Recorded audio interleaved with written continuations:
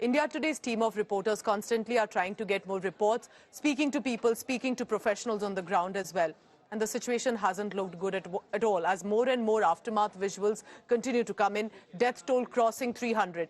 Children who've got buried in the landslide, and it's reflective of what happened. Remember, hundreds are missing right now as we speak. Met Department has issued an orange alert in 4 northern districts of Kerala, including Wayanad. Wind speed is expected to be very high over mountain regions. Kerala Chief Minister Pinarayi Vijayan has said that the government's main priority is rescue at the moment. Next priority will be rehabilitation of survivors and those affected. Let's take a look at the ground reports that have been sent in by India Today colleagues on the ground.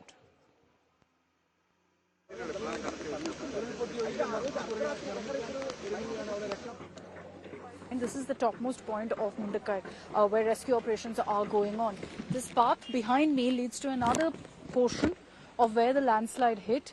And so I've already trekked 7 kilometers. So going further up till there will be another 5 kilometers. Officials have advised me against it, which is why I can't go right now, because they're saying it's dangerous. And because of the rains, there could be issues. There could be more landslides. And they have specific alerts about that, which is why we're not going to go that side and heed the officials' warning. What's happening here? And the reason I decided to come up here is to show you how Mundakai, most people don't believe me when I've been saying repeatedly that this was a full-fledged town, a bustling town that's come crashing down. These buildings and this entire area is evidence of really the fact that Mundakai was fully developed, had this massive population, had homes, had shops. As you can see here, these were all shops, establishments put up along the road. Where in fact the earth mover is, that was the road, a road that locals tell me even buses used to frequent. So that's how much it was populated and was a bustling area as well. Now, if I walk right through this entire stretch, I'll show you, and we'll go forward because on the other side, I can also show you the extent of damage the landslide has caused. All of this area, we're not allowed to go again because the mud is loose, and on the other side is just a complete drop. But this entire area again were shops. So buried underneath this are shops, which officials are yet to get to because it's on the edge, it's dangerous. On the right hand, you can see vehicles that have been toppled over, as well as this mosque, remnants of this mosque. And people tell me that the locals actually, when they realized that there was too much rain, didn't stay in their homes. Many of them rushed to this particular mosque. Some managed to survive, those who waited on the top of the building. So they managed to survive this particular incident. This is a town that had 500 plus people, all now gone. Many of them, their bodies have been found. There are still questions about some others who are missing. Miraculously, some very, very few have managed to survive to tell the tale. And those were people who were at the top of their homes, and their homes withstood the damage, didn't come crashing down. Then they managed to survive.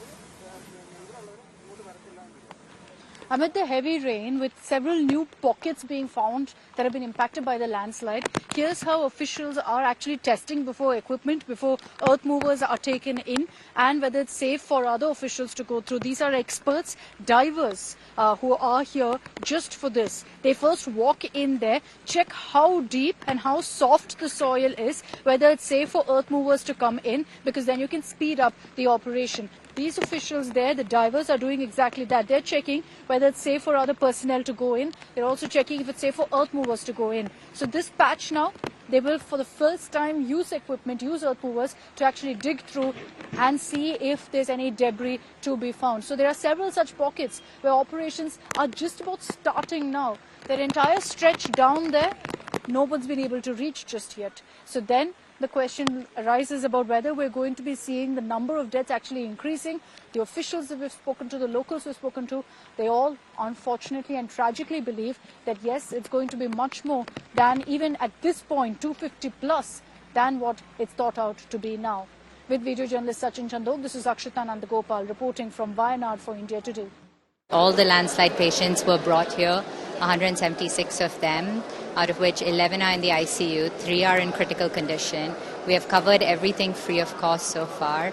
It is our responsibility to help our people as much as possible. When things like this happen, our people rally. We are there. Right now we have 70 patients remaining. Out of the 170, a lot of them were discharged. But there's a lot of work to be done, and we are here, we're supporting the people. But while, very interestingly, the centre and state, despite political differences, are assisting each other in effort, specifically when it comes to people on the ground, but there's also been a political showdown, sadly, over the landslide in Kerala. Let's take a look at this report about why are Netas bickering over what unfolded in Wayanad.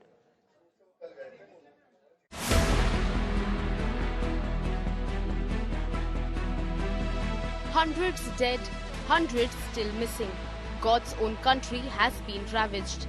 Chief Minister was in Wayanad on Thursday, where he reviewed the rescue operations and held an all-party meeting, but said that it was up to centre to take action. അവരെ പ്രത്യേകമായിട്ട് അറിയിക്കേണ്ട യാതൊരു കാര്യവും വരുന്നില്ല. എല്ലാ കാര്യങ്ങളും അവർ അറിഞ്ഞുകൊണ്ടിരിക്കുകയാണ്. ഈ അറിഞ്ഞ ഉടനെ തന്നെ പ്രധാനമന്ത്രി തന്നെ വിളിച്ചു, ആഭ്യന്തരമന്ത്രി വിളിച്ചു, അവരുമായിട്ടെല്ലാം കാര്യങ്ങൾ സംസാരിച്ചു. എല്ലാ തരത്തിലും വിവരങ്ങൾ അവർക്ക് പോകുന്നുമുണ്ട്. അതിനെപ്പറ്റിയൊന്നും ഒരു ശങ്കയില്ല. എല്ലാ കാര്യങ്ങളും അവർ മനസ്സിലാക്കിക്കൊണ്ടിരിക്കുന്നവരാണ്. Was this tragedy preventable? Home Minister Amit Shah said in Parliament on Wednesday that the Kerala government was aware of the landslide risk. मैं सदन के सामने स्पष्टता करना चाहता हूं, 23 जुलाई को केरल सरकार को अर्ली वार्निंग भारत सरकार की ओर से दी गई थी. 23 जुलाई, 7 दिन पहले, फिर 24 को गई, फिर 25 को गई, 26 तारीख को मान्यवर ये कहा गया कि 20 सेंटीमीटर से ज्यादा वर्षा होगी, भारी वर्षा होगी, लैंडस्लाइड होने की संभावना है, मड भी रस होकर आ सकता है और लोग इसके अंदर दबकर मर भी सकते हैं. मैं कुछ कहना नहीं चाहता था मान्यवर, मगर भारत सरकार की अर्ली वार्निंग सिस्टम पर सवाल किए गए, इसलिए मैं कहता हूं प्लीज लिसन अस, मत चिल्लाइए, प्लीज रीड इट. जो वार्निंग भेजा है उसको पढ़िए जरा. കേന്ദ്ര ആഭ്യന്തരമന്ത്രി ഇങ്ങനെയൊരു മുന്നറിയിപ്പ് നൽകിയിരുന്നു.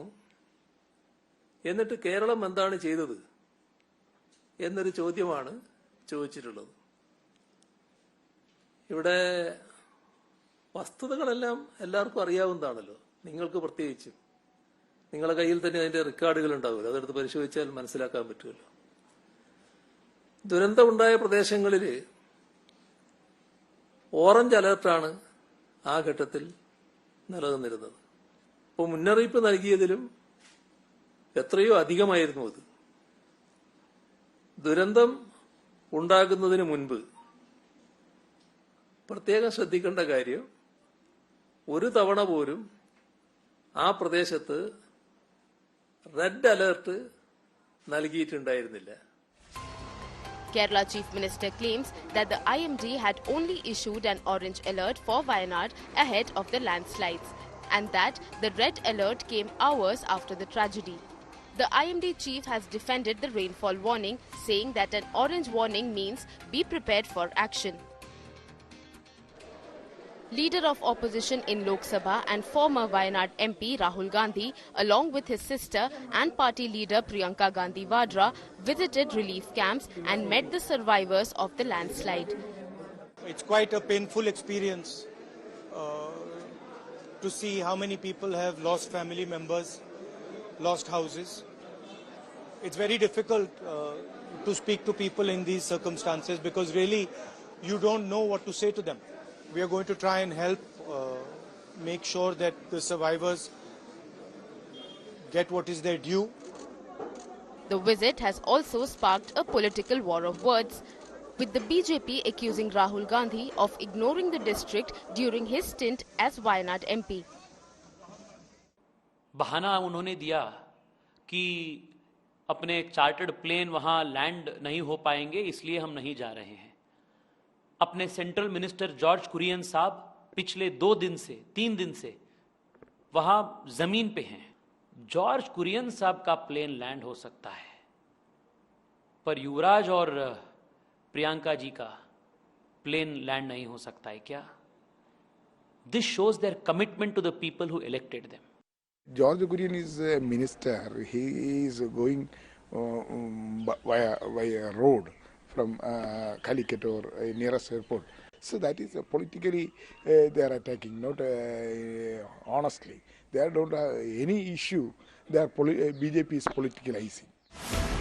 A race against time to save those who are still trapped under debris. But who will rescue the citizens from political blame game? Bureau Report, India Today.